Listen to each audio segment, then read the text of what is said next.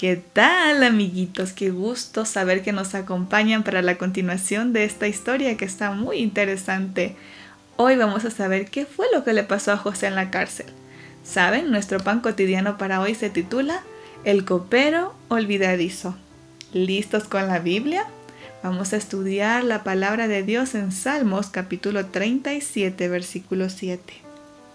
Guarda silencio ante Jehová y espera en él. No te alteres con motivo del que prospera en su camino, por el hombre que hace maldades. Potifar realmente no creyó las acusaciones de su esposa contra José.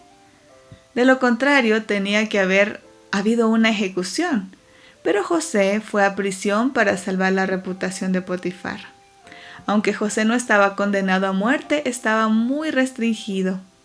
Hablando de él, la Biblia dice, afligieron sus pies con grillos y cadenas.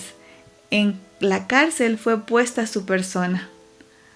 Allí abajo, en el calabozo, José podía haber estado quejándose de su mala fortuna, podía haber estado lloriqueando por horas, pero no lo hizo. En lugar de ello, José comenzó a mirar alrededor en la penumbra buscando a quién ayudar. Al principio, no podía ir a darle a alguien un vaso con agua o cuidar al enfermo, pero podía usar su voz para traer algún alivio. Así que el tiempo pasó, y cuanto más tiempo estaba José en la prisión, tanto más les gustaba a los otros presos. Pronto José fue colocado a cargo de todos los prisioneros. Dos de los prisioneros que estaban bajo la supervisión de José eran el jefe de los coperos y el jefe de los panaderos de Faraón. Quizás habían estado involucrados en algún complot secreto para derrocar al rey, pero sea lo que fuere que hubiese ocurrido, el faraón los había arrojado a prisión. Una mañana José notó cuán tristes se veían ambos. Cada uno había soñado la noche anterior, pero no podían entender lo que significaba el sueño. José sonrió y les dijo, el único que puede interpretar los sueños con exactitud es Dios. Cuéntenme los sueños. Cada uno le hubo relatado su sueño. José les reveló lo que significaban. En 3 días el jefe de los coperos sería restituido a su trabajo. Pero en 3 días el jefe de los panaderos sería colgado. José le pidió al jefe de los coperos que se acordara de él cuando volviera a servir a Faraón, para que quizá éste autorizara a José a salir de la prisión. Mientras el jefe de los panaderos trapeaba la prisión, lleno de temor por su muerte inminente, el jefe de los coperos sonreía y agradecía a José una y otra vez. Pero cuando reanudó su trabajo, en vez de ayudarle con Faraón, ¿saben lo que pasó? Se olvidó completamente del hombre que había hecho tanto por él.